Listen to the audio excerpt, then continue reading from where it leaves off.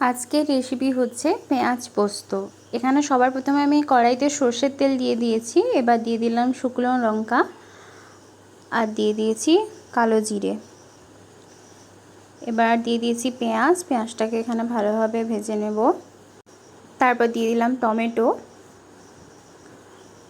দিয়ে ভালোভাবে একটু নাড়াচাড়া করতে হবে। এবার দিয়ে দেব বেটে রাখা পোস্তর সাথে কাঁচা লঙ্কাও বাটা আছে।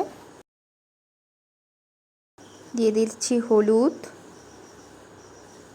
লবণ,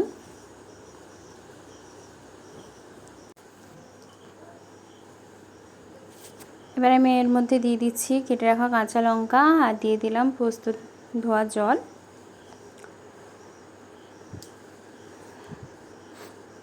এবার আমি ঢাকা দিয়ে দেব। জলটা শুকিয়ে এলেই রেডি হয়ে যাবে আমাদের পেঁয়াজ পোস্ত।